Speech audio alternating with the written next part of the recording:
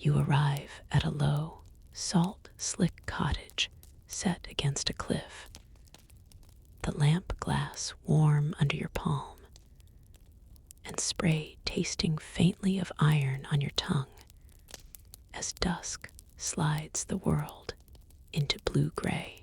The stone beneath your boots still holds the day's chill, and the keeper's life is a slow choreography of small, careful motions against wind and dark. If you enjoy this quiet history, consider liking the video and subscribing, and tell us where you're watching from and what time it is. Now dim your lights, get comfortable, and breathe slowly. You shoulder the lamp, the glass warm like a small sun. Push open the low door, and the smell of sea-steeped rope and peat rolls in with you. Peat bags thud against the flagstones as you bend to lift them, damp fibers sticking cool to your palms. You pull off your damp coat at the low peg, wring water from the sleeves until drips slow to patient beads, and hang it near the hearth where the draft will kiss them dry.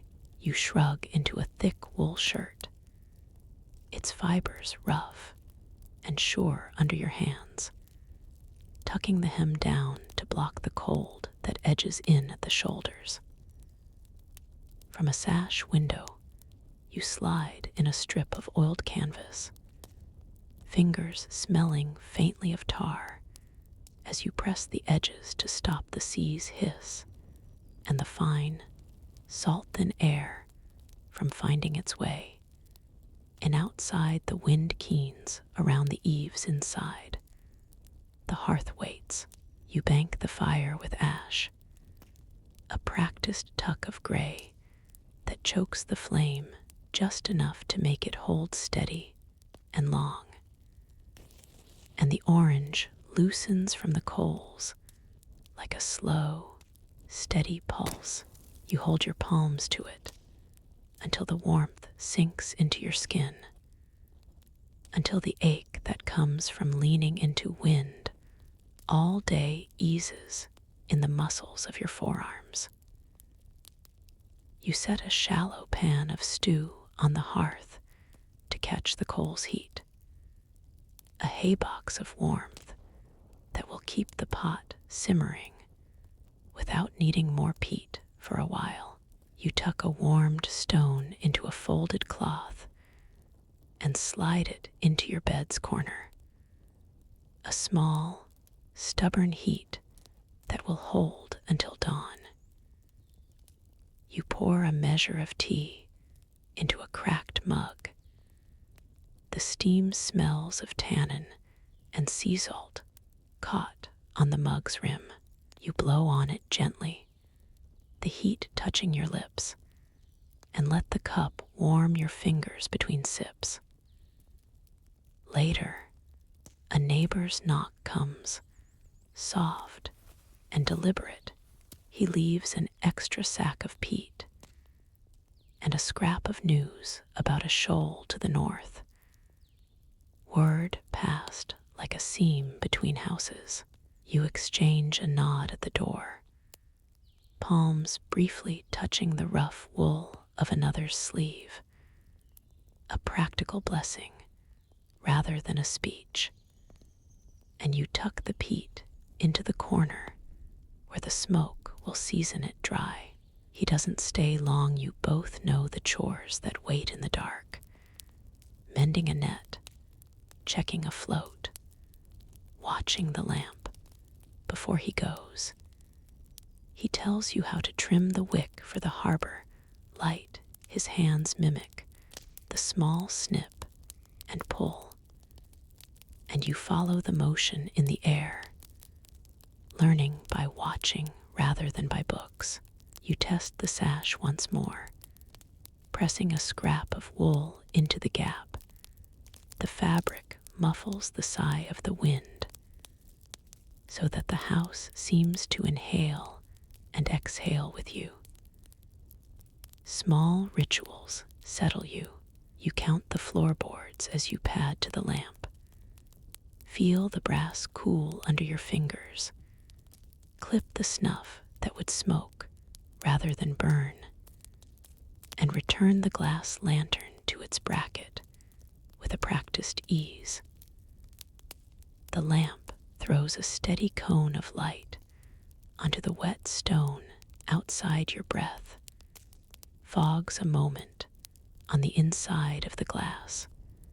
Small and pale, you steady the flame, watching smoke gather and go, and the lamp's halo becomes a small weather against the dark beyond the cliff.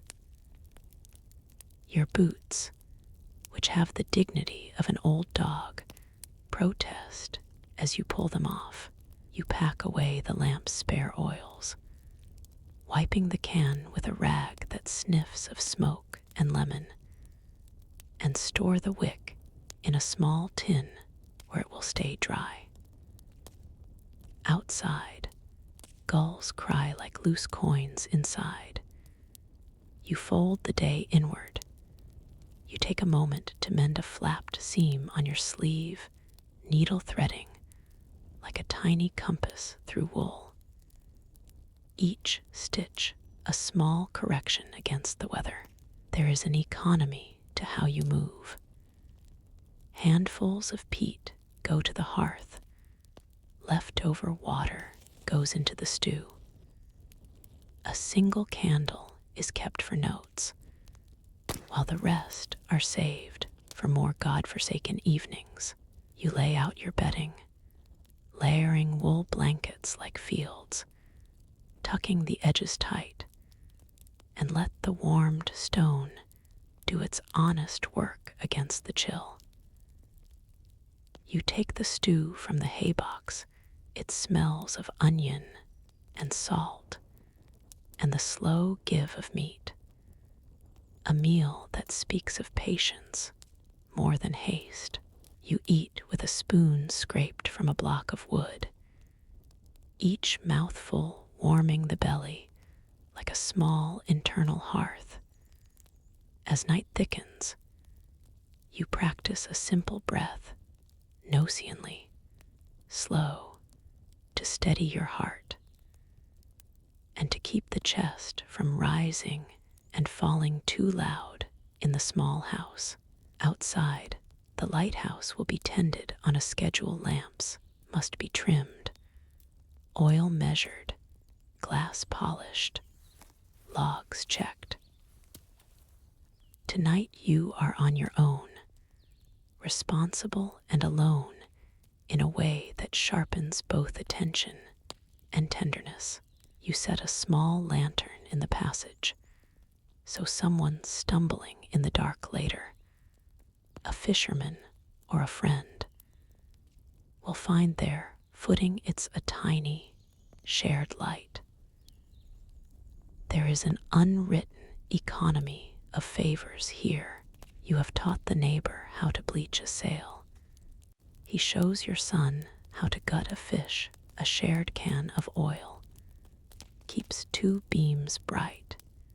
You make notes in a small, grease-stained book, how the glass had fogged at dusk, how the wind swung from the east, what the neighbor said of a light scene at sea.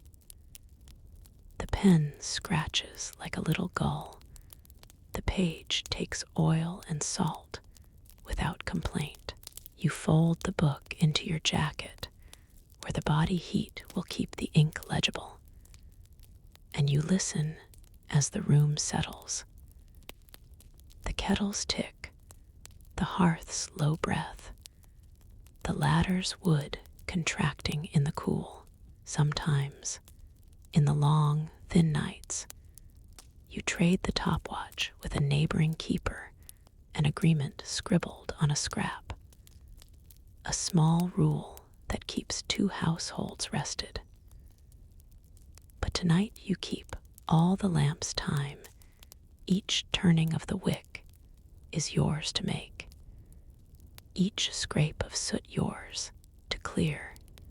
You settle into the chair by the hearth, the wood creaking under you, and allow your thoughts to slow to the pace of the room, small, local, and repeated. Your hands idle over the mug, the heat transfers to your fingertips, and then sinks into the marrow. Outside, waves move in a patient time, and the cliff breathes a salt that finds the cottage window, no matter how well you seal it. You let your eyes go soft on the flame, following the little shadows the brass casts, and you remember to breathe through the nose again, slow and even. The kettle ticks the haybox, rests like a promise by the hearth. You feel the world outside thin to a line of sound, surf knotland, rope against wood, and the occasional distant bell. There's a tidy contentment in small care, wicks trimmed, stones warmed, notes kept. It is not glamour, it is work that keeps people from being lost at sea. You stand and stretch, feeling the little give in your shoulders. The heat has soaked into the wool shirt enough that it no longer bites. You fold your hands over the warm mug for a final measure of heat, and you listen to the neighbor's footsteps recede along the cliff path. You climb the ladder to the small bunk. The ladder's rungs cool under your soles, and you think of the morning, the glass to polish, the charts to touch up, the sea's light to read. You ease into the bedding, wool layers sighing around you, warmed stone at your feet, and the haybox's residual heat nudging the pot into a little echo of cooking. You breathe slowly, counting each in and out to a small number 5 or 6, and feel the body's edges soften with each slow cycle. Your heartbeat steadies, the lamp's light downstairs becomes a remembered warmth rather than a problem to solve. You consider the smallness of tonight's work, tending flame, mending fabric, sharing peat, and find it satisfying in a way that is almost humble. You let your eyes close, not forced, but gentle, the room's breath matching your own. The sound of the sea smooths into a long, low hymn. Your final thought is practical and small, to check the oil again at first light, to make sure the glass is clear, to pass on the neighbor's note about the shoal. You feel the room around you as a practiced order, each object placed so a hand can find it in the dark, each warmth calculated to be enough. You breathe slowly again. The sea afar percussion, the cottage's small security holding its line against the night. Soon the next shift will rise and polish glass. Someone else's hands taking the lamp's cares for a while. For now, you give yourself to the slow dark. In the morning, Yowl climb the tower, hands steady on cold iron, and learn how the light reads the weather for tonight. You rest with the warmth at your feet and the steady, patient knowledge that this small vigilance keeps more than lamps alight. You drift to sleep, steady and quietly attentive.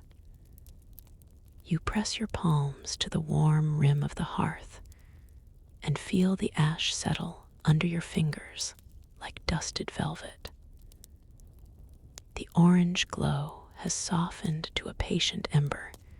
You let the poker rest, sliding it back into its hook so the metal cools, and the room keeps its steady, not too bright light. Outside, the sea breathes against the rock with a slow, constant hiss that you can taste as salt on the lip of your tea. Inside, the lamp over the lantern table waits. The lighthouse itself sleeps only in your careful keeping, and you move toward it with practiced, unhurried motions. Your hands are damp from wringing collars and sleeves. You lift a small tin of oil, its metal slightly warm where it has sat near the fire, and tip a careful bead along the wick trimmer. The scent of oil is faintly sweet and sharp, and when you snip the charred tip of the wick, a thin, papery curl falls into the palm of your hand. The motion is small. Cut brush the ash away with the back of your fingers. The wick takes the flame readily when you return the snuffer to its place and coax a blue-centered tongue to steady gold. The lamp breathes, and the glass ring around it seems to clear as if it were relieved to be seen. Do you polish the lower panes of the lantern with a scrap of linen? Your fingers leave a warm trail across the glass salt. Crystals smear into soft gray lines. When you lift the cloth, the lantern glass catches the hearthlight and throws a faint, contained shimmer into the room. It feels almost theatrical. The watch at the top of the tower will be starker, of course, but tending these inner panes is its own quieter performance.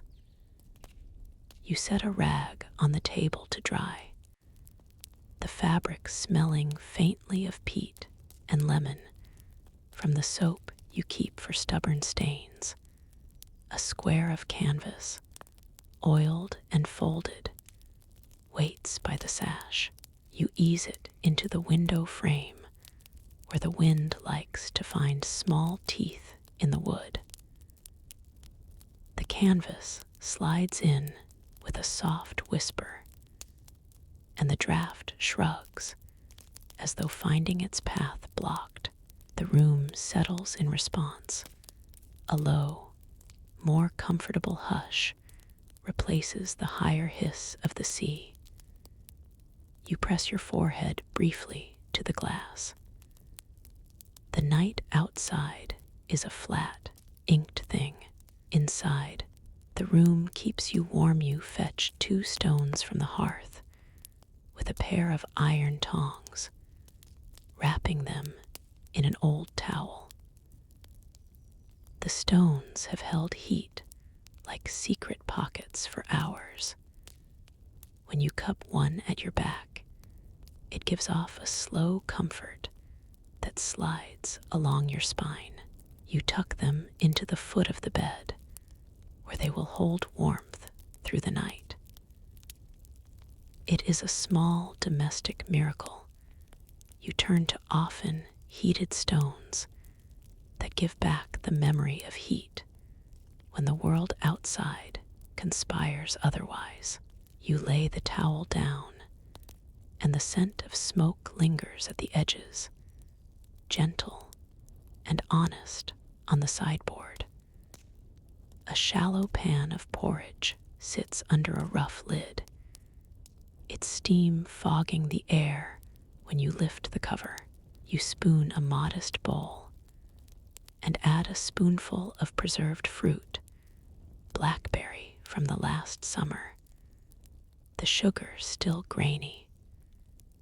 Then stir with a wooden spoon that has known many bowls like this.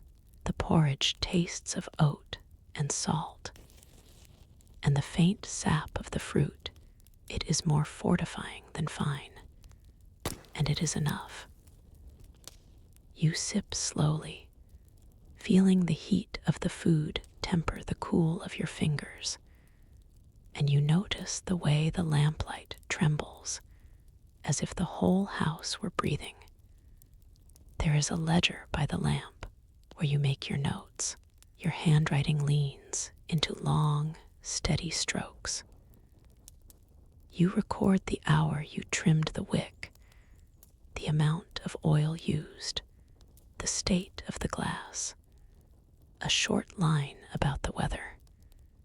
NW gale, rain on rock. These entries are small anchors, little signals you leave for yourself and the next shift. They are practical and unromantic, but there is a rhythm to setting down facts that helps the mind uncoil. After one more sip, you fold the paper and slide it into a tin where previous night's logs sleep together. Each page another fine record of vigilance. Later, someone knocks softly at the outer door, not an urgent knock, but the polite rhythm of a neighbor who knows you will be listening. You cross the flagstone in stocking feet, the coolness a welcome contrast to the hearth, and open the door to the headkeeper from the next station. He is damp at the hem and smells of rope and smoked fish, but his smile is spare and practical. He hands you a small jar of salted butter. His own supply is better than yours this month.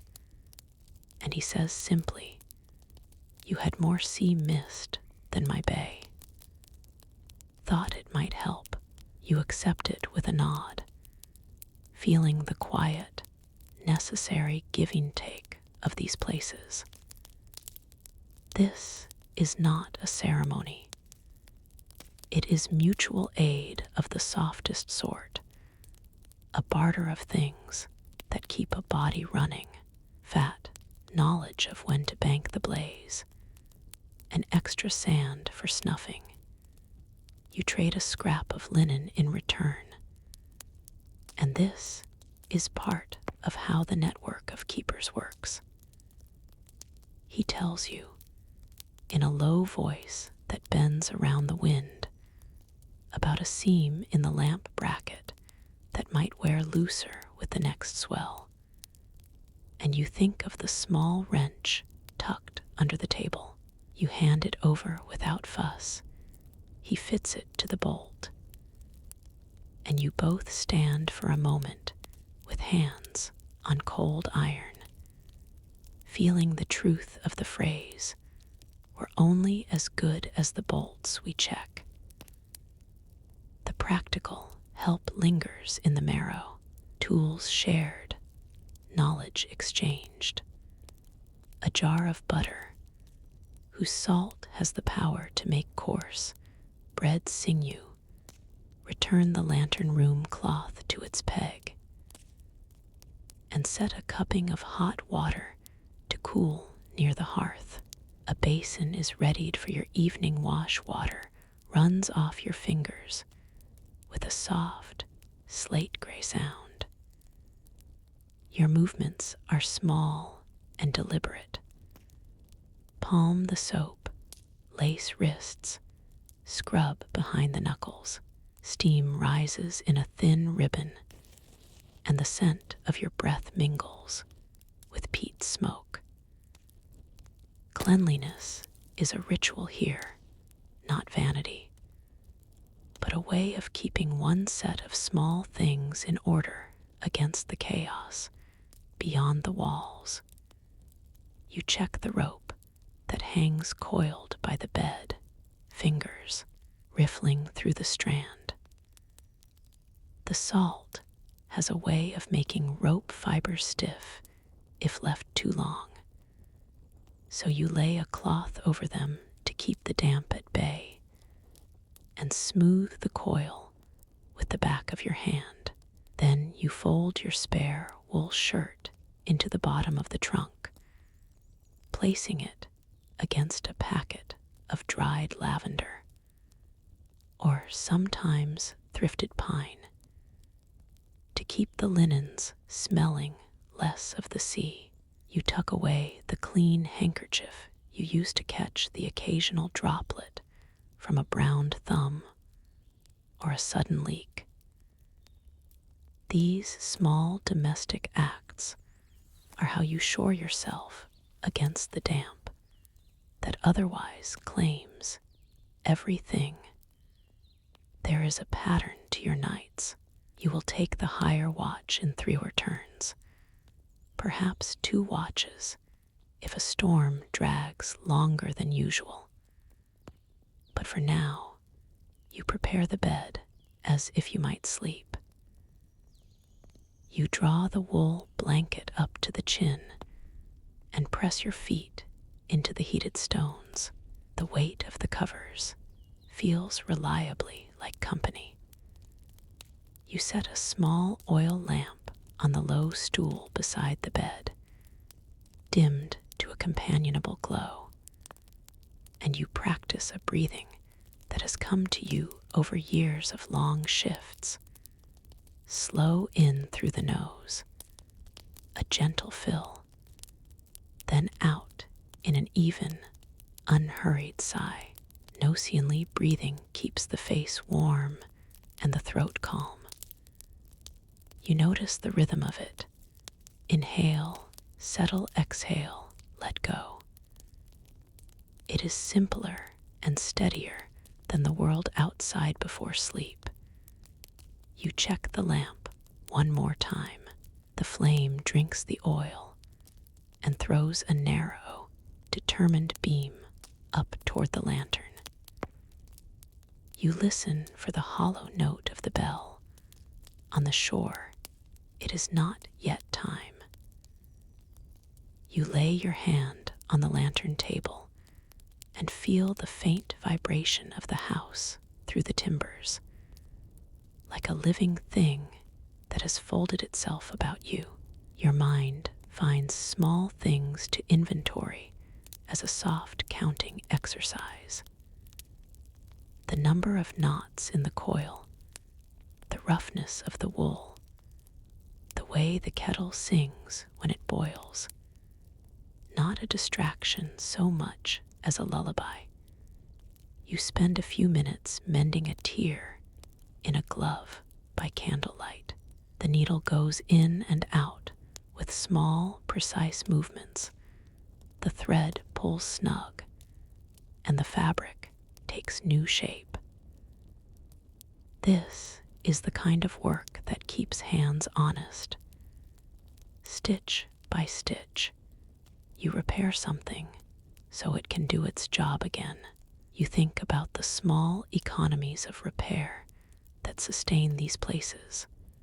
A patch here, a tightened bolt there, and how they are as important as any mappe whistle of wind finds the seam you patched in the window earlier.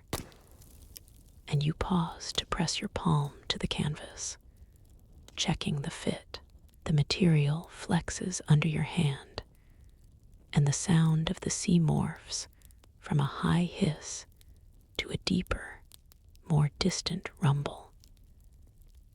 You tuck a scrap of moss into a crevice where the wood has shrunk, a practical seal that takes the rest of the draft.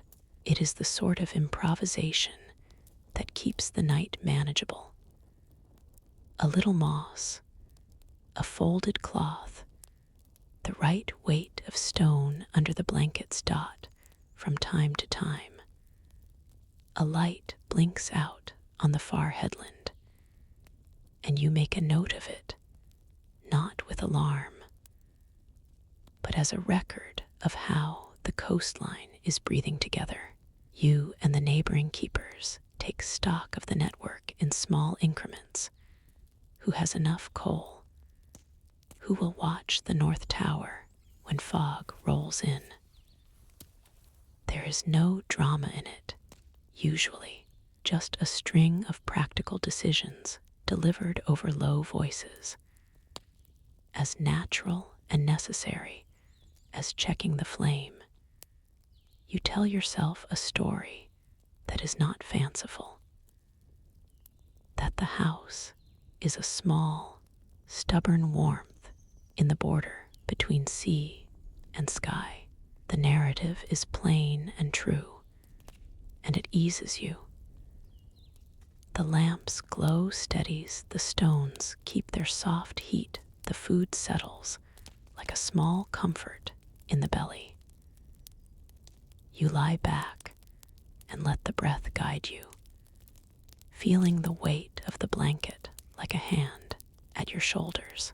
Outside, the sea continues its indifferent work, but inside, things are ordered, tended, and accounted for. Soon you will wake for the first watch, climb the spiral to the lantern room, and attend to the great eye that must never fail. For now, you allow the small domestic rituals to do their quiet work. The oil measured, the wick trimmed, the canvas set against the draft, the neighbor's butter stored in the mash chest. You float on these particulars, each one a pebble dropped into the pool of the night, making gentle rings that slow your thoughts. You close your eyes with the lamp still low and the ledger tucked into the tin. The room exudes a soft heat. The stones at your feet keep a slow, steady giving. Your breath finds the measured line you've practiced. In, hold a beat, out. The sound of wind and surf becomes a distant accompaniment, like a distant choir you have learned to sleep with. You do not hurry into sleep.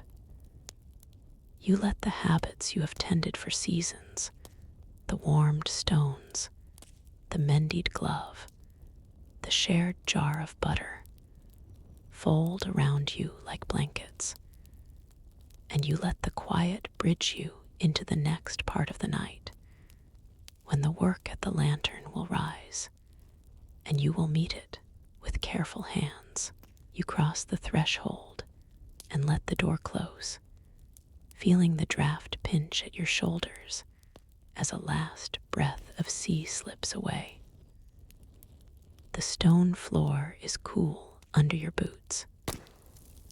You drag a sack of peat close to the hearth and peel off your damp coat, wringing the cuffs until the water falls in slow, patient drops. Those drops sizzle when they hit the embers. A small steam rises, smelling faintly of smoke and wet earth. You layer a thick wool shirt across your chest, the fleece catching in the palms of your hands, and tuck a square of oiled canvas into the sash to quiet the hiss of wind. With each small motion, the room becomes more yours, less raw, less open to the wide, indifferent whether you bank the fire with an armful of ash, tamping down bright tongues until only an orange steadiness remains. The heat feels like an animal that has folded itself into place. You press your palms near it to test the tone. Then set a flat stone at the edge of the hearth to warm slowly. That stone will travel to your bed later, tucked into a cloth, giving off a long, even companionship through the night.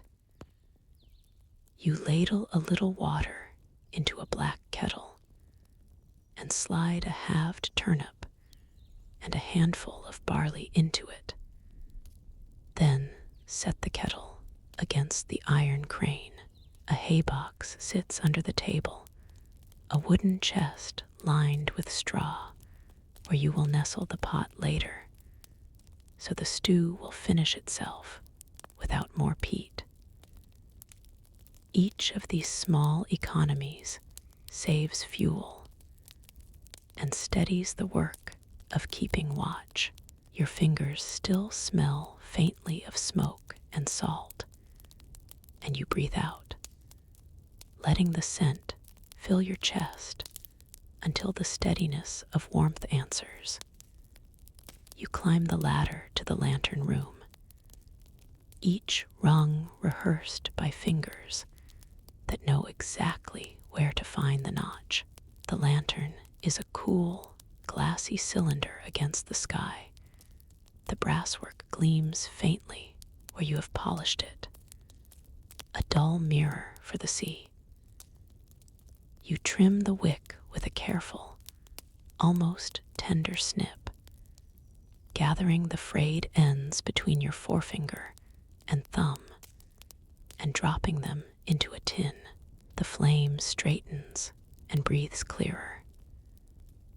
You pour oil from the clay jar, the liquid a slow, honeyed ribbon, and feel the tiny give of the wick seat as it settles. When you twist the reflector a hair's breadth, the light deepens. It will reach a few more fathoms tonight. Outside, the wind makes the tower sigh, and the glass vibrates a soft, faraway note. You set a scrap of wool along the sill where the draft finds a seam, pressing it into place so the warmth from below will not be wasted. Small gestures like this keep the light, honest, small work keeps sailors' nights steadier. You come down with the warm stone wrapped in a scrap of linen, testing its heat before you slide it between the blankets on your pallet. The mattress is stuffed with heather, and coarse will you pat it into a small hollow where the stone will sit. The warmth blooms slowly, a gentle, slow tide that moves through the fabric and into your bones. Before lying, you tuck the hot earthenware bottle, plaster thick, wrapped in a cloth against your calves so that numb toes will soften. You work methodically. Fold the shirt over the thighs, tug the wool blanket up to the collar, seal the draft at the foot of the bed with a rolled towel. Each fold is a tiny mathematics of comfort. Nearby, the layer of tools and oil lamps lies in order. You check the spare wick tin and line up a few peat bricks in reach. You know the sound of the sea well enough that it no longer startles. It becomes the rhythm that measures your breaths. A soft knock on the outer stair rouses you mid-method, and you lift the hatch to let in a slice of night. A small rowing boat bumps the quay. A neighbor from the other light stands up to his neck in a peacoat, his breath fogging in the lamp glow.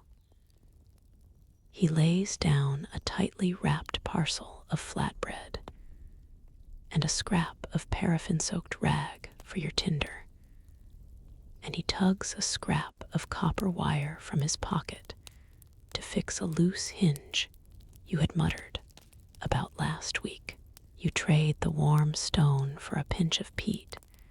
He teaches you a tiny twist of the wire that eases the creak. The visit is efficient and quick, the kind of mutual business that carries fewer words and more motions, but it settles something larger than the hinge. You hand him your knife. In return, he cuts the bread with a practiced flick, and the salt and fat smell immediate and rich. You stand on the stair, sharing the heat from your palms, and the two of you listen to the sea's steady punctuation. Someone might say it's not neighborly to sound practical, but here practicality is the language of care you return indoors, with the smell of warm bread clinging to your sleeves, and set the kettle back on the iron. You make a small note in your log with a stub of pencil and the edge of a page, the letters blunt and steady. Then, because the night lengthens and there is only one of you on duty, you lay out the plan. 2 hours of light tending, then sleep for 3, then another watch. You mark the hours on a brass dial and set a simple cord to pull you awake, a mechanical string of habit rather than trust. The routine is deliberate, a sip of hot barley water, a brief walk up to the lantern to check the glass, a small coil of rope checked for fraying. You pad in wool socks, the soft thud of your steps swallowed by straw, and you breathe through your nose to calm the chest-controlled breaths, cushion the mind. A small cat, if you keep one, winds around your legs and expects food with the impartial dignity of seabirds. You laugh quietly at its impatience, laughter, like that is a harmless noise that does not wake the cliffs when the wind rises. You move slowly, as if the tower itself were breathing. You test the ropes on the pulley with a hand that knows every fray, and you tighten the latch on a shutter with 15 quiet turns of the key. The rain begins as a thin tambourine on the glass, then hardens into a steady percussion that shifts the room's rhythm. You sit by the lantern and spin the little brass mechanism that aligns the lenses, watching the tiny prisms refract the low light into thin, hopeful rays. Your fingers are often raw at the cuticle from oil and rope, and you rub them gently on a scrap of wool to warm the skin. Around midnight, you peg a new note in the log. The barometer has dipped 2 notches. The sea smells of iron. You close the book and set it near the hearth where the warmth will dry the page. Practical measures feel like prayers here, simple, repeatable acts that answer ocean's caprice. You lie down and feel the tower's small history press in around you. The soot marks on the beam, the nick in the stool where a hand once slipped, the faint compass of salt that stains the curtain. The room holds 100 tiny textures that cue your muscle memory. You practice a breathing minimalism, nose only, slow enough that the ribs learn a new, quieter rhythm, and the body follows, as if remembering an old lullaby. Outside, the storm plays a long, honest tune. It asks nothing of you beyond the keeping. Once, in a higher wind, you had to hitch a line to the mooring and steady a flapping sail now. Experience lengthens your reaction and shortens your worry. The haybox stew will be warm by morning, and the warmed stone under your blanket will keep the chill from seeping into your bones.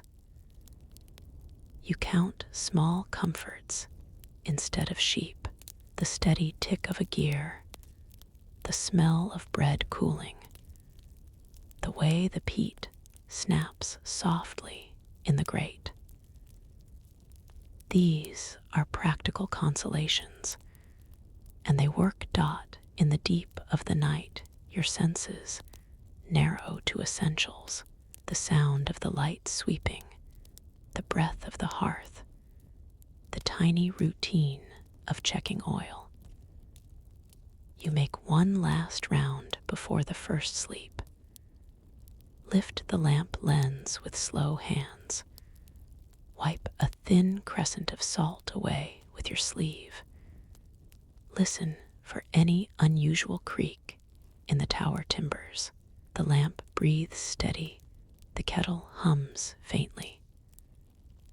You set a small wedge of wood under the door so the little gusts will not swing it, and you hang a damp cloth over a gap by the stair where the cold likes to come in. These are small labors that translate into safe hours for others. You think of the charts folded beneath the bench, of the names of the shoals inked in cramped hand. Each name is a promise kept by 1,000 small acts. Outside, the storm moves on in its own time. Inside, you fold into the warm rhythms you have made. Your eyelids become soft with the weight of deliberate work. There is a domestic ordinariness here that is almost holy. The haybox bubbling quietly under the table, the lamp's halo turning like a slow, patient clock, the neighbor's distant oar strokes like punctuation in a tuneless sea. You allow the thought that tomorrow will come with its tasks to exist without pulling you awake. Let that be enough for now. In the morning, you will rise, oil the lamp again, exchange a few words with the neighbor, and read the log by gray light. For now, you slip toward sleep, and the tower keeps its slow, faithful turning as you do.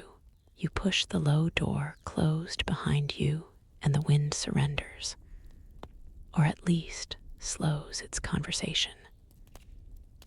The hallway smells of peat smoke and salt, and as you wring the damp from your sleeves, the cold water runs in thin beads across your palms, quick and bright.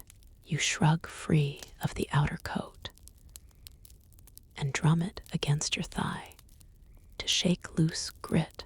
The wool beneath it is already warm from where you tucked it into the stove this afternoon, and when you pull on the extra shirt, you can feel the heat press through the fabric into your shoulder blades. A small, steady rescue.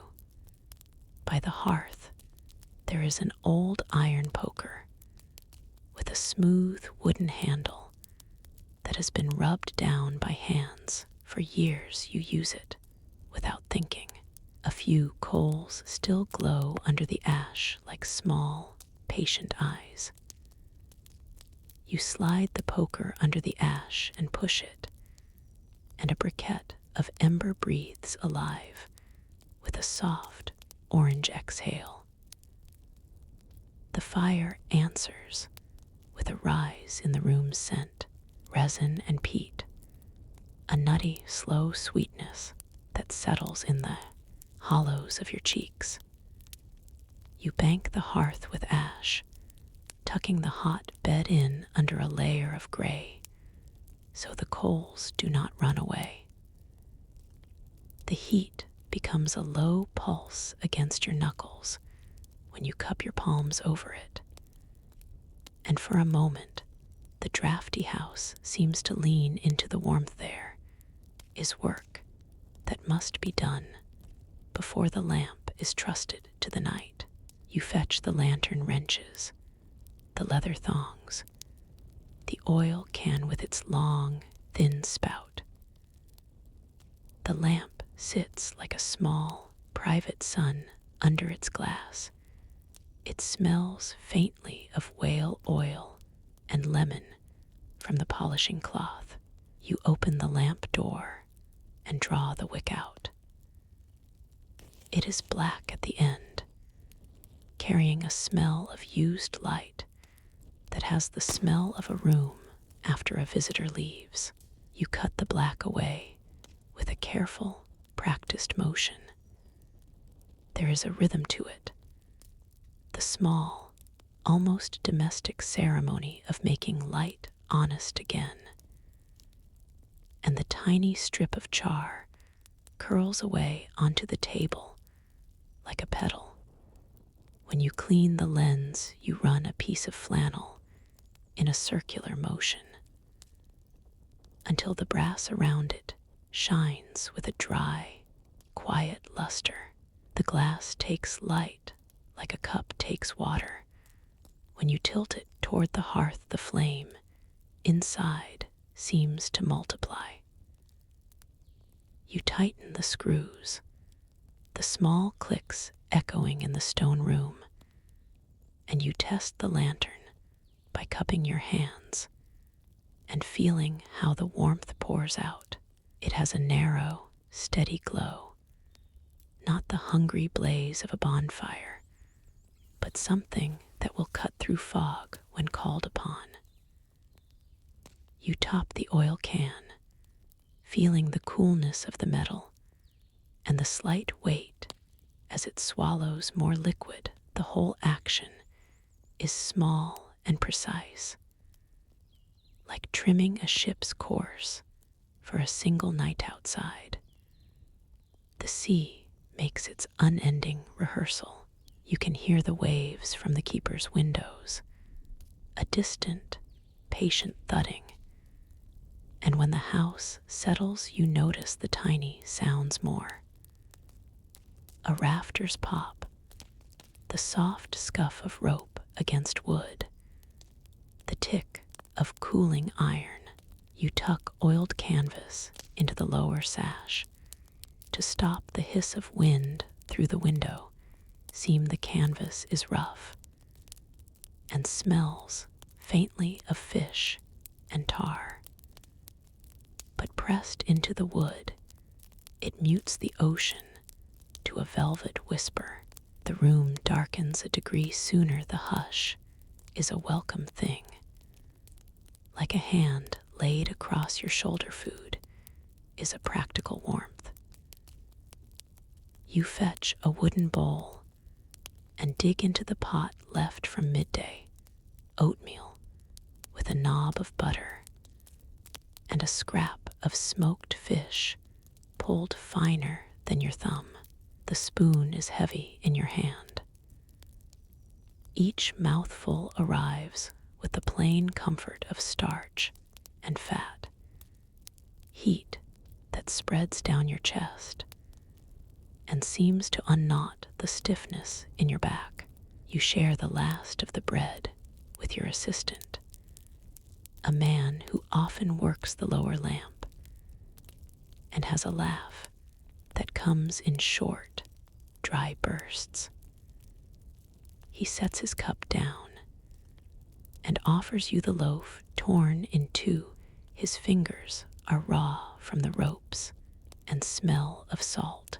The exchange is quiet and efficient, no speeches, only the practical attention of people who have to be ready when the sea calls.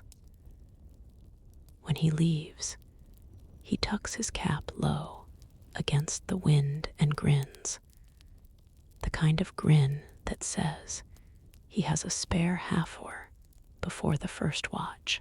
This is the small economy of the coast. You share heat, you share bread, you share the knowledge of when the swell changes. It keeps you both fed and awake later. You prepare the bed. The sleeping space is narrow, more like a shelf than a mattress. But you warm a flat stone in the coals, wrap it in linen, and slide it into the hay mattress where you will rest your feet. The stone gives off a steady, dry warmth that keeps the toes from going numb. You tuck your feet in and feel the difference. Immediately, your breath lowers in tempo as the heat spreads. Simple things hold out against the cold here: thick socks, layered shirts, a turn-down collar, a stone warmed just so. You roll the blanket up to your chin and make small adjustments to the pillow. A bundle of fleece that remembers the shape of your head.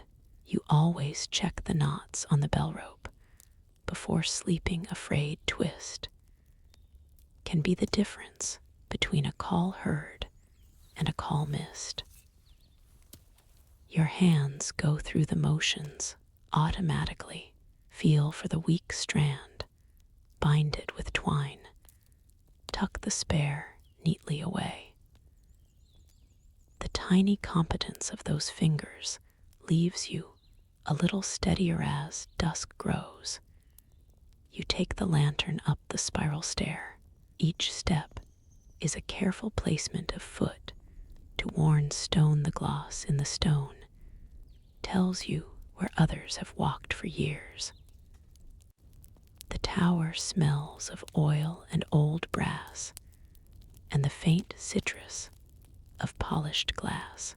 Up here, the wind is closer. It no longer speaks, but exhales expansively across the parapet.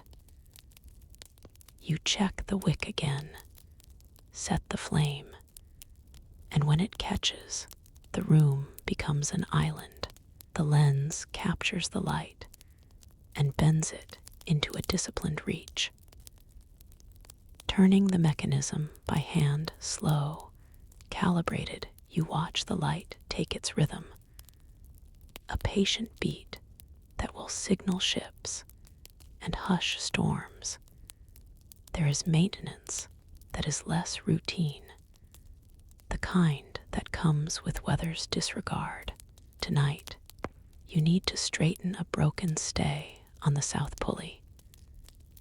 You descend with the toolbox and the rope, and your fingers go into the grooves of metal and wrap. When your neighbor keeper arrives, he comes sometimes in winter to trade oil for peat. You exchange a glance and an offer of help. He holds the replacement stay in his hands, iron that is still warm from the forge, and without fuss shows you the notch that will make the pulley sit true. He has the kind of hands that no metals temper. You fit the piece, align the pulley, and the rope sings smoother afterward. There is no ceremony here, no ovation, only the practical sharing of a tool and technique to keep the light true.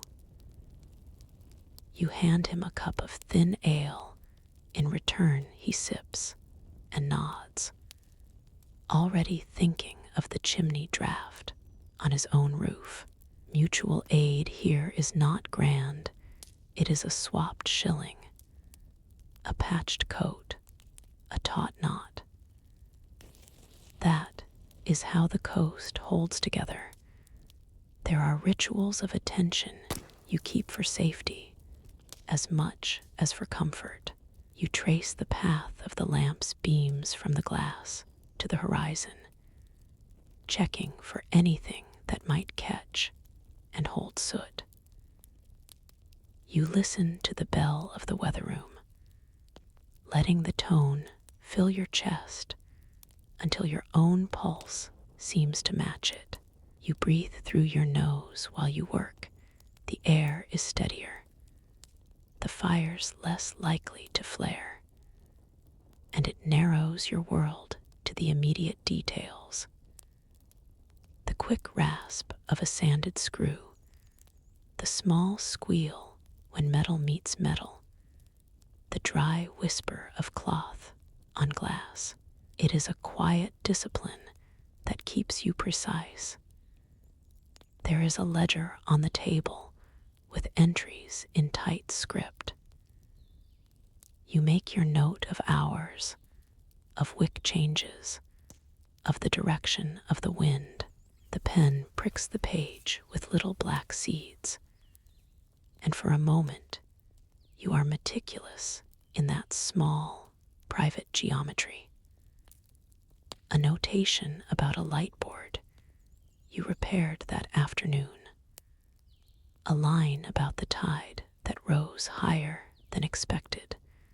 Such details might read dull to anyone else, but they form the map of the night ahead.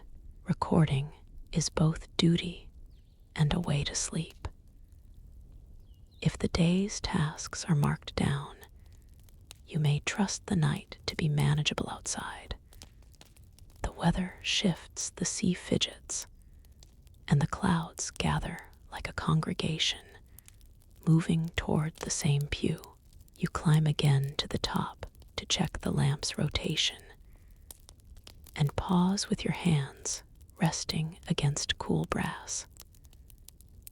The light swings, and for a heartbeat, you can see the outline of the mainland, the dim punctuation of a farmhouse light, a faint promise of human warmth.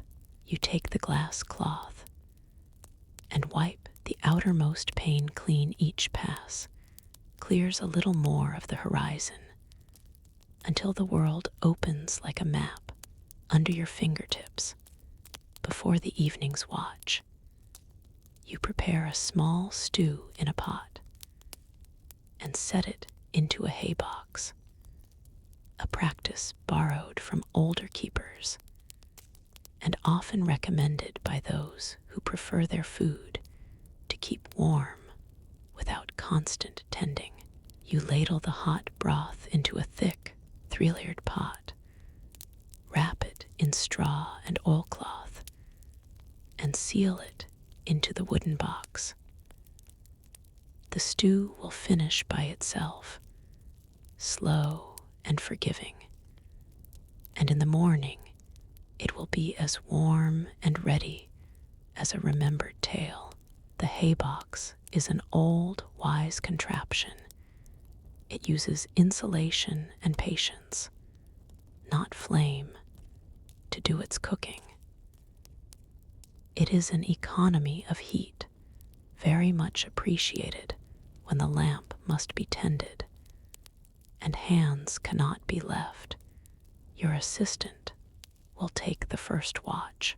You teach him the exact pitch of the foghorn, how the bell should be eased so it does not tear the rope, and the little sign in a mariner's log that might mean the difference between false calm and a bank of low visibility. He repeats it back to you, voice low, and you feel a small satisfaction. Knowledge passed mouth to our. He ties a secure knot, checks the lamp one more time, and steps outside. The night receives him like a tide. You watch the small figure move into the dark, and then close the door, listening as the world rearranges itself. Left behind, you move through the house with measured quiet. You seal a seam with a strip of oiled wool, press it with your palm until the material warms and bends, and the draft dies. Your motions are simple: fold, press, tuck, test. Each small fix makes the room more of a refuge. You sit near the hearth with a mug in hand, that steams and sends up the smell of lemon peel and the faint echo of barley. The light through the window is flung by the lens into a pale band across the floor. It moves, patient and circular, like a clock with a very slow tick. You make one last entry in the ledger and lay the pen down carefully. The pen leaves a faint trail of ink that catches the lamplight and seems to glow for a beat. You fold the page over, smooth its edge with your thumb, and let the room take hold of the quiet. There is a comfort in readiness, the lamp trimmed and full, the hearth banked, the seams sealed, the stones warmed for sleep. There is a practiced sense that if anything wants to unsettle you tonight, you have prepared the odds so they are not unkind. You sit by the window a while, feeling the house breathe. The sea's voice softens into a regular, deep timbre, and somewhere beyond the cliff, a light on a distant vessel rolls like a slow, patient eye. You draw a breath in through your nose, soft, without hurry, and let the exhale carry your shoulders down. It is not yet time for you to step toward rest. There are hours to go, and each is accounted for. But in the pause, you notice how the small fires you have made in the house hold against a large, indifferent night. Your hands, still warm from work, rest in your lap. The soft, steady turning of the lantern above is an honest metronome.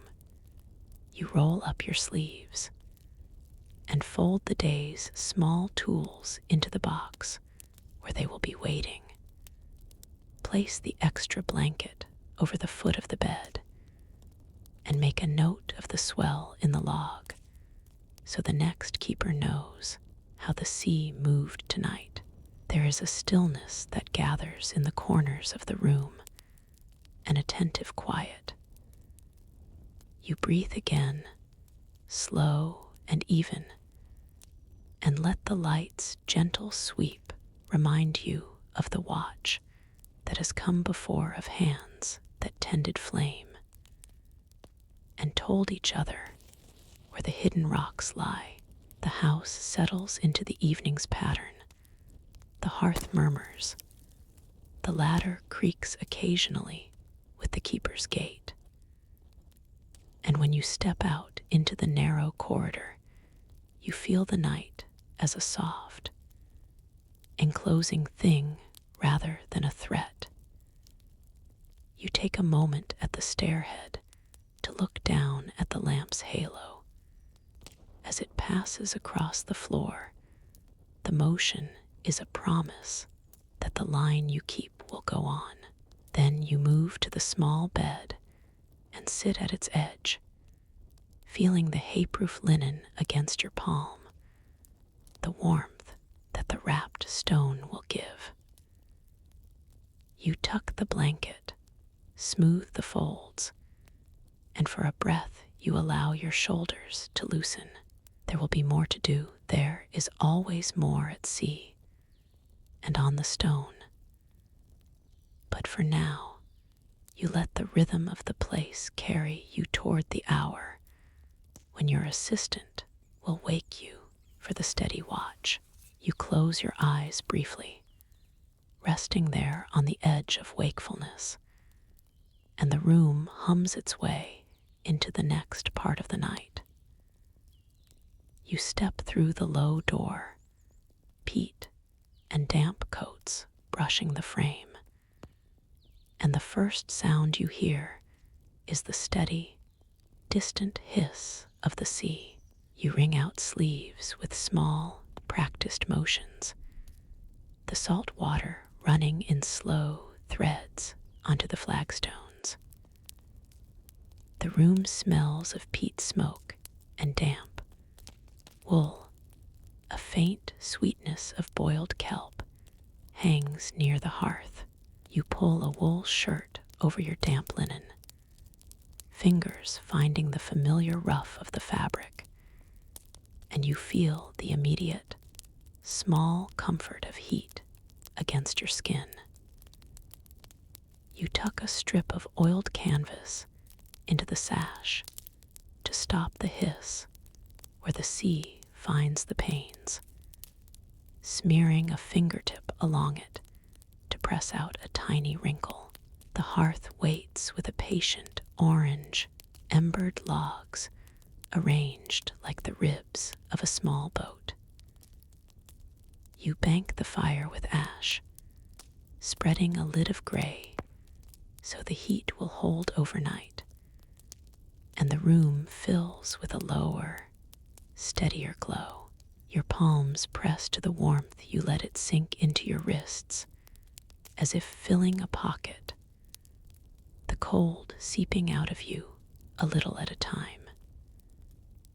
In a corner, a kettle breathes, a soft metal exhale as you pour hot water over a cloth-wrapped stone to put inside your blanket later. You move slowly, each action measured. The flint struck twice for a small spark, the ladle drawn and set so its ring joins the hearth's slow music outside. The lamp room waits above the tower, and you think of the glass and the oil and the long, careful polishing that will be tomorrow's work. For now, you settle into domestic rhythms. A slice of bread warmed on the hearth, the sharp bite of cheese, the small act of breaking crust into the stew. A neighbor's knock comes soft as a gull, and you answer to find old Murdoch standing with a jar of lamp oil and a folded scrap of news about the channel. He brushes his hands on his trousers the way you do, a practical gesture, and passes the jar across the threshold without fuss. You trade him a warmed meat pie and a note on currents you saw near the rocks this afternoon. The exchange is small and exact, like mending a net, and it means the two of you sleep easier. Mutual aid here is practical. Oil, food, a whispered correction to a beacon's angle, not grand, but the kind of kindness that keeps a boat from the rocks. You sit with the pie and the jar, the heat of the bread blurring the line between your fingers and the night, and you make a small plan for the watch. You trade shifts with Annabel on the east parapet. She will sleep while you tend the light for the first half, then wake at the roll of your foot across the stair. Shift sleeping is a small choreography, a whispered handover, a careful dimming so you do not ruin the night vision of the other, a murmur that one will stoke when the wick suffocates the flame. You pad upstairs in wool-soled slippers, the stair creak and the metal handrail warm beneath your palm, and the world tilts to the lamp room. There is the mechanical hush of the reflector's gears when you turn them, the faint smell of oil mingling with the sea air that drifts in through a half-closed hatch. You lift the lamp. The glass feels suddenly hot under your glove, and you breathe in through your nose, slow and careful, so the hot tang of burning oil doesn't catch at your chest. The lamp flares once, obedient, and you set it in the brass cradle. The lens collects and sculpts the light into a calm, wide eye that will watch the shipping lane. You polish a pane with a cloth, the motion circular, the fabric leaving a small, warm scent of your skin behind. Out through the glass, waves throw gray flashes, and a small fishing sloop bobs like a toy. You mark its position in the log with a tidy hand and a dot of ink. The log is small grand in its own way, a ledger of weather and oddities, and the peculiar timekeeping of the coast. You make a small note about the currents pull near the reef. It might mean a craft prefers the northern channel in the morning, and you tuck the quill back into your vest. You check the oil reservoir with the practiced tilt of the lamp. The level answers with a slick, golden whisper. If it is low, you will ration. A smaller flame and a scrub of glass at dawn, trusting your notes and your neighbor's spare jar to bridge the hours. You descend to stoke where needed, the stairs humming with a different sound now, the house settling, the kettle's soft boil, the murmur of the sea a constant line. You wrap the warmed stone in another cloth and slide it into your bedroll. The heat blooms slowly beneath the wool, anchoring sleep to a small warmth. In the galley, you practice a haybox method with the stew, boiling it fiercely, then burying the pot in straw and a blanket to let it cook gentle and slow through the night.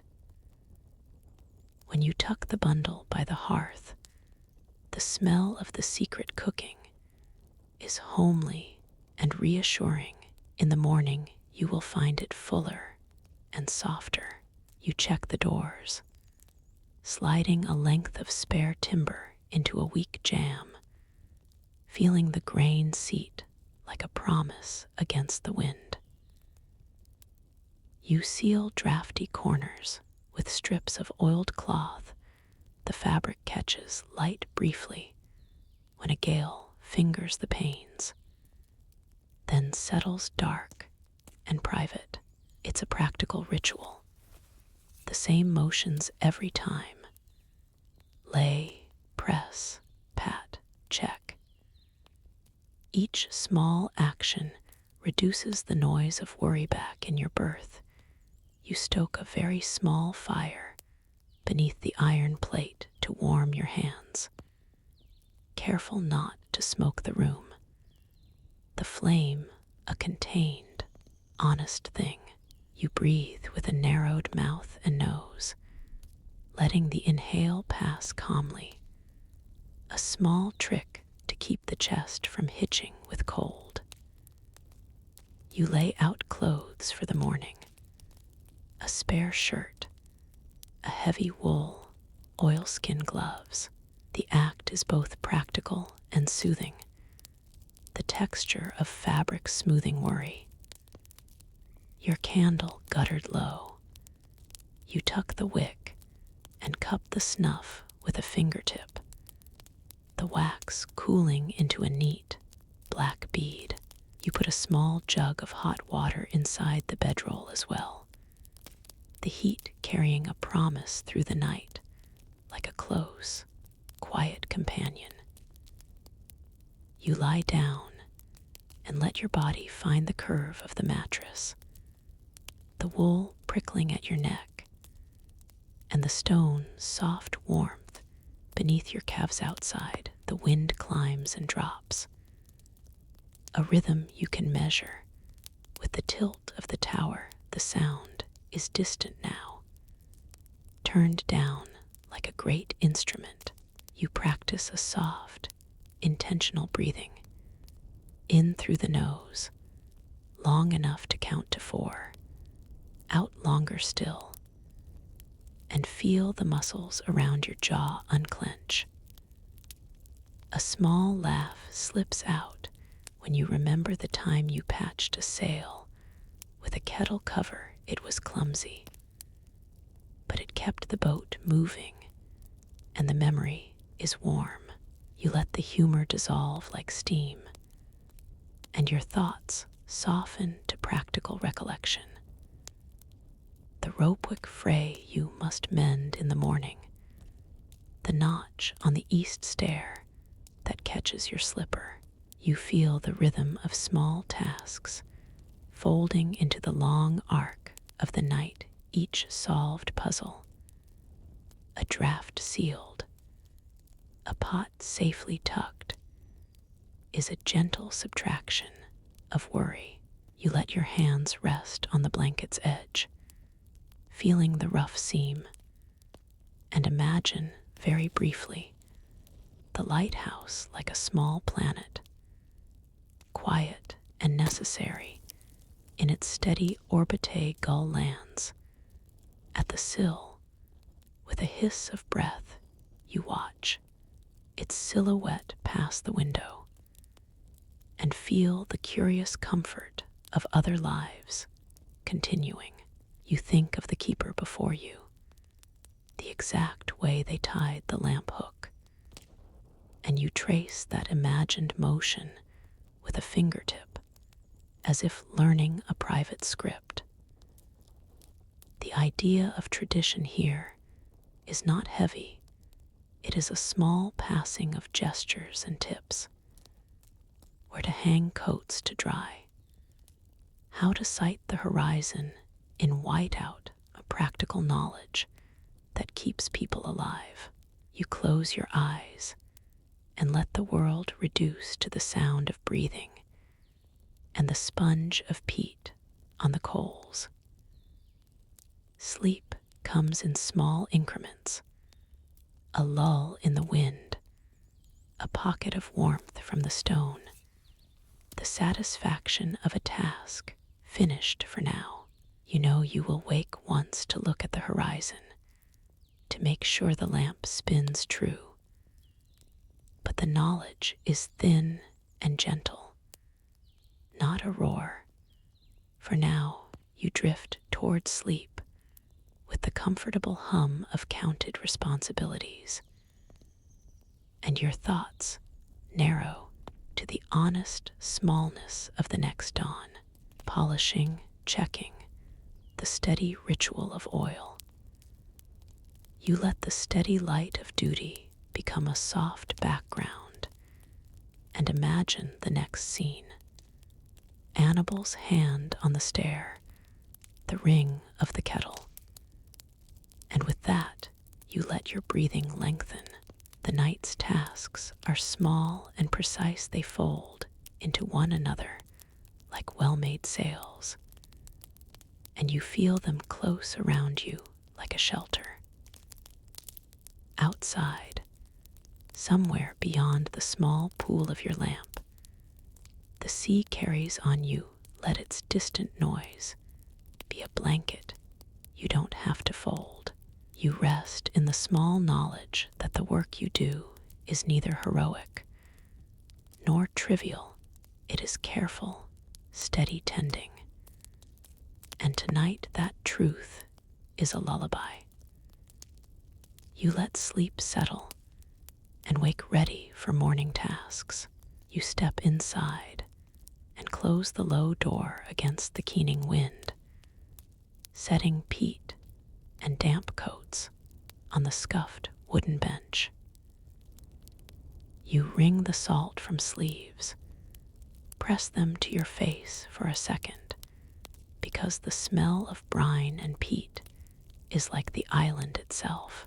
A wool shirt comes over your head, thick and slightly scratchy, and you tuck a strip of oiled canvas into the sash and smooth it to hush the hiss of the sea.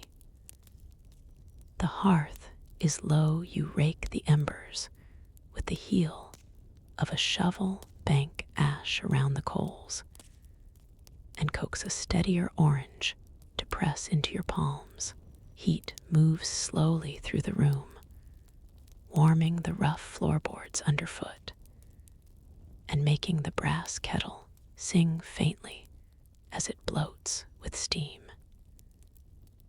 You sit close to the glow, fold your hands around a tin cup of broth, and feel the knuckle-deep ache in your fingers soften.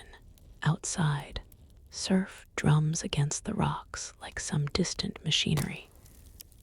But inside the walls, the sound becomes distant, as if the sea is breathing rather than attacking. You lay a warmed stone at the foot of your bed, its weight steady and forgiving, a pocket of heat trapped in rough sandstone. Before sleep, you smooth straw into the mattress seam and tuck an extra blanket from the storage chest. The hay crackles and smells faintly sweet, like a barn at dawn. The lanterns are policed, wicks trimmed, glass wiped with cloth, until the world beyond them seems softened and patient. If the clockwork for the lens needs winding, you do it now, turning the key with a practiced hand and listening for the mechanism's steady heartbeat. You leave a small lamp by the doorway, the flame sheltered in a metal box, because there will be a watch tonight even if you hope not to be called. Then you pull on boiled boots, rub oil into cracked leather, and wrap your scarf tight against the draft before you climb the iron steps to the lantern room for the final check. The glass up there catches the moon and scatters it into 1,000 slow stars that turn with the lens, a calmer light than the flash of a ship's lantern, more like a patient eye. You check the oil level, tilt the reservoir, and let a tiny bead feed the wick. The action is small, habitual, almost meditative. On your way down, you pass the log where the day's notes are scrawled, a fisherman's warning about a new reef marker, a shorewife's brief thanks for saved ropes, a sketch of cloud that promised a storm. The mutual aid in that log is quiet and practical. Someone leaves a spare wick. Another marks a tide that runs strong, and the knowledge keeps the light steady in ways a single keeper cannot. You hang wet coats on a peg, the stopping of water against leather a tiny soft percussion, and fold a towel across the sill to catch any further drip.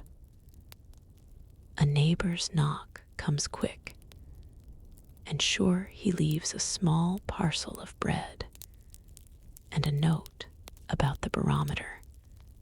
Nothing sentimental, only useful things. You pass him a flask of warmed gin, and he nods with the brief, practical kindness of people who have swapped tools and watched shifts for years. It is a small economy of favors and advice. He mentions a seam in the cliff where the wind folds. You mark it in your memory and later stuff moss into a drafty joint.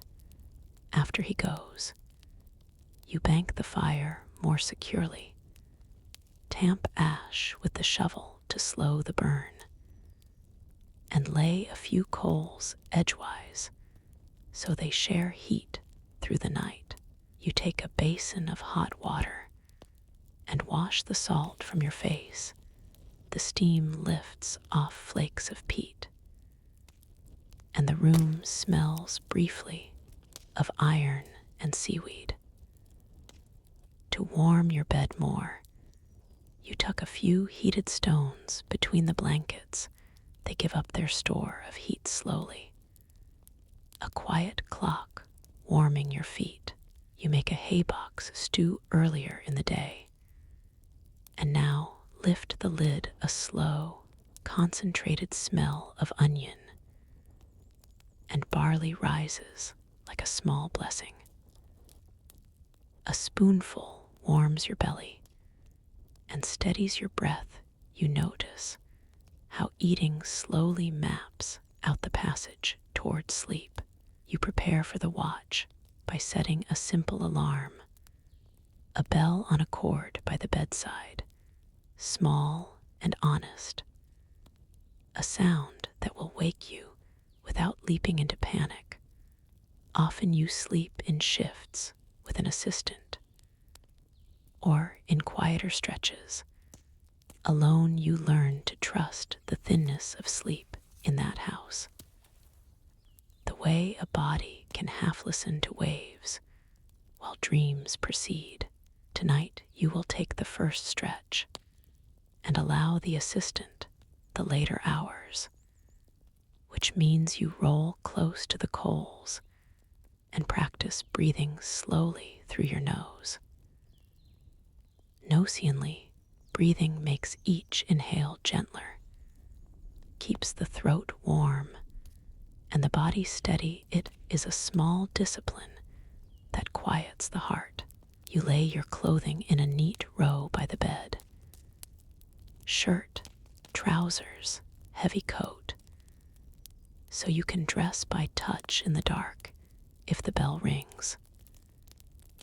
Your hands find the wool without looking. Fingers know the weight and grain of garments, and the years have made touch a kind of map.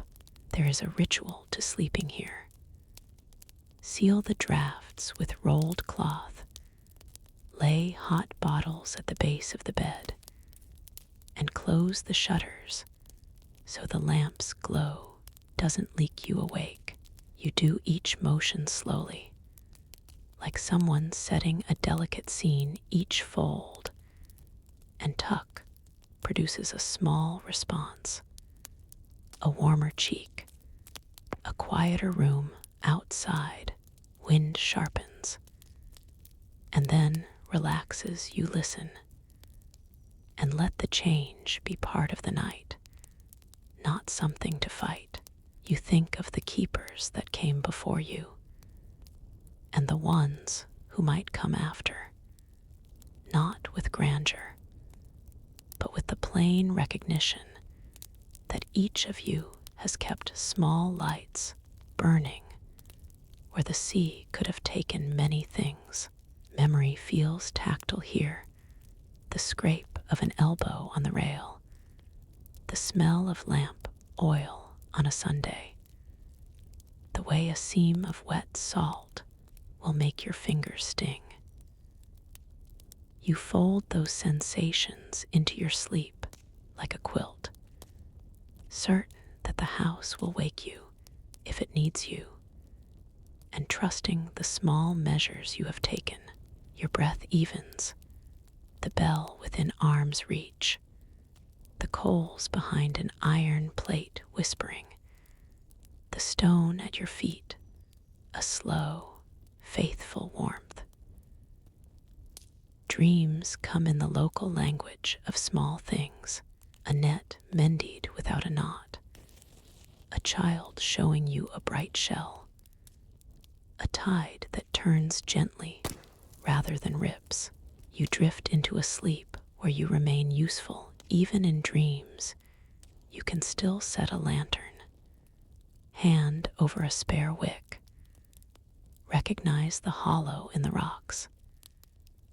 At one point, a distant bell tugs you awake, and you sit up, heart patient and hands sure.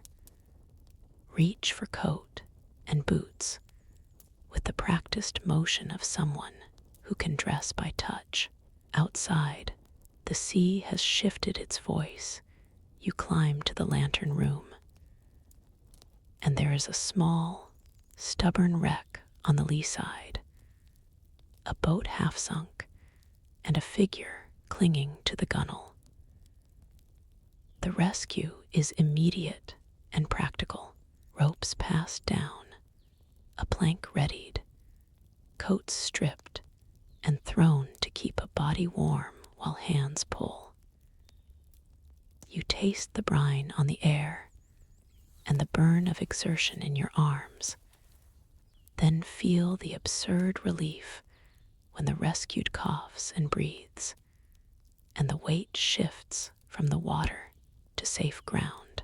A neighbor arrives with blankets and a thermos of broth. The small communal ritual of response that binds you to a network of people who know the sea by its moods. You dry the rescued person's hair with a rough towel, offer a cup of tea that tastes like hearth, and exchange the silent, efficient thanks that people give when lives are nudged back on course. Afterwards, you check the lens one more time, oil the gears, and note the incident in the log with steady hand. Small records make sense of sudden things. You return to bed damp and tired, and find that sleep comes faster now, as if the body forgives itself for being alive and useful. In the morning light, when you wake, the house smells of coffee and brightened peat. The rescued person is wrapped in blankets and already making tea for the others. A quiet insistence on normalcy. You stand at the doorway and watch gulls trace the air. You are tired in the soft way of someone who has done necessary work and let the world continue. Before you take the boat to the village for supplies, you mend a net, knot by knot. Testing each loop, the motion is rhythmic and cathartic, a handwork that steadies the mind.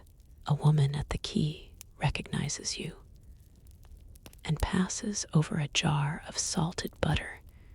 You give her a lantern wick in return, and both of you nod like people who barter more than goods. You trade small survival. You step into the little skiff, the wood warm from the sun, and the oars cut the harbor with precise, breath-linked motions. As you row, you think about the companionship of those small exchanges, how a wick can hold back the dark for a family on the rocks, how butter can make the morning bread less austere. You feel the island's weather in your bones, salt in your hair, a cold that settles behind the ribs, and you are glad for the heavy coat waiting at the quay. You return to the lighthouse, close the door, let the warmth settle, and lie down with the stone at your feet, breathing slowly.